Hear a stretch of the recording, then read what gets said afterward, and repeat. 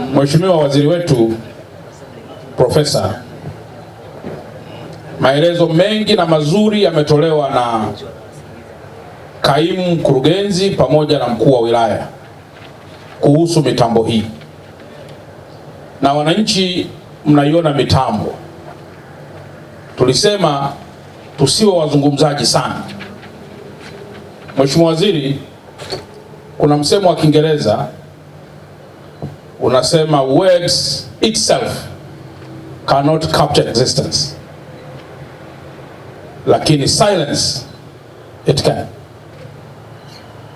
Kwa lugha ya Kiswahili, maneno peke yake hayawezi kudhihirisha uwepo, ila ukimya unaweza. Sasa hii ni tamko la kifalsafa kidogo, kuweza kulielewa na kuhitaji muda, lakini hoja ya msingi, Mheshimiwa Waziri, tumesema tuwe ni watu wa kupunguza maneno ili kuongeza udhihirisho na uwepo.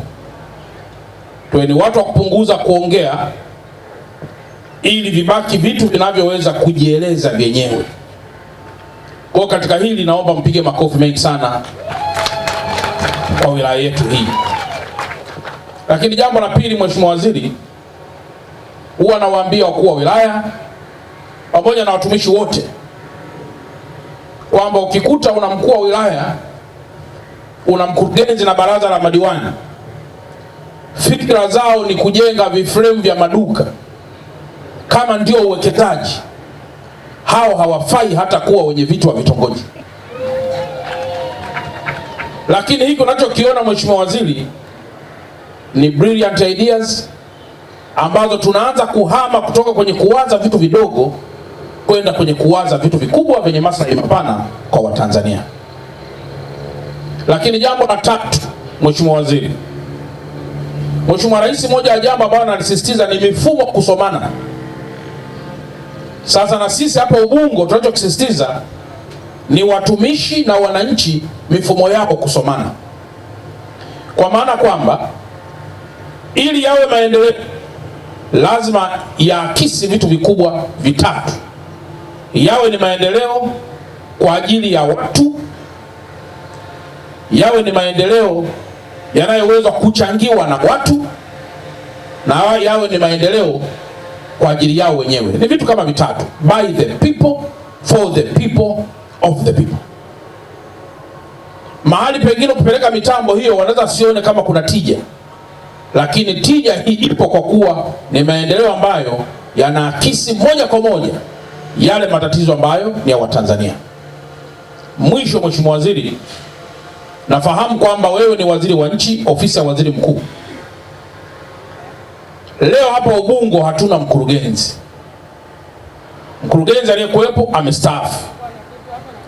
Tumemleta mkurugenzi baada ya kufanya vetting, angalau aweze kukaimu kwa kipindi ambacho mamlaka inaweza kuleta mkurugenzi mwingine. Kama mkuu wa wilaya nimezungumza naye zaidi kama mara mbili, waheshimiwa madiwani kupitia meya amezungumza pia kidogo kuhusiana na aliyeletwa kuwa kaimu mkurugenzi. Mheshimiwa Waziri, ninafahamu kwamba kazi ulionituma hapa kwenye huu mkoa na kazi ambayo Mheshimiwa Rais ametuma, hatuwezi kufanya makosa kufanya peruzi ya kina kuhusu sifa za mtumishi wa umma kukaimu nafasi ya ukurugenzi.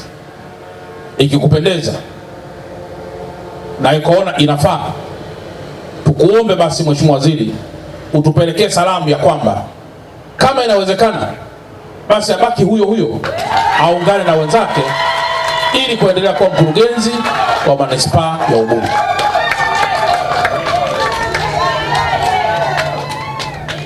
Mheshimiwa Waziri, tunachokizungumzia hapa sio mkurugenzi ambaye ni mali ya mkuu wa mkoa, hapana.